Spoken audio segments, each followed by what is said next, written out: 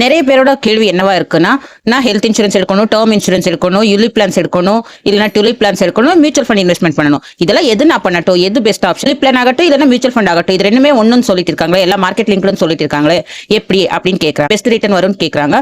அதுக்கான பதில் தான் இந்த வீடியோ. யாராவது டெர்ம் இன்சூரன்ஸ் இத டீடைலா தெரியணும்னா கமெண்ட் பண்ணுங்க, நான் உங்களுக்கு டீடைலா சொல்றேன். யூலிப் பிளான்ஸ்ங்கிறது மார்க்கெட் லிங்க் தான் சொல்றாங்க.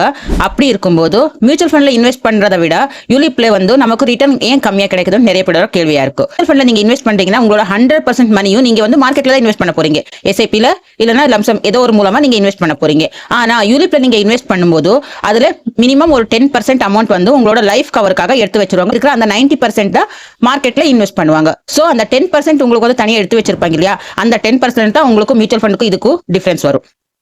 எக்ஸ்பென்ஸ் ரேஷியோ நீங்க மியூச்சுவல் ஃபண்ட்ல இன்வெஸ்ட் பண்றீங்கன்னா இதுல எக்ஸ்பென்ஸ் ரேஷியோ உங்களுக்கு அரௌண்ட் 1% இந்த மாதிரி தான் இருக்கும் ஈக்விட்டி ஃபண்ட்ஸ்க்கு.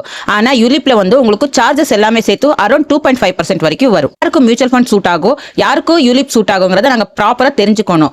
யாரெல்லாம் இப்போ கரெக்டா அனலைஸ் பண்ணி நான் எந்த ஃபண்ட்ல கரெக்டா இன்வெஸ்ட் பண்ணணும் அப்படிங்கறத தெரிஞ்சுக்கிட்டு ப்ராப்பரா இன்வெஸ்ட்மெண்ட் நீங்க பண்றீங்களோ அவங்க மியூச்சுவல் ஃபண்ட் தாராளமா எடுத்துட்டு போலாம், தப்பே கிடையாது.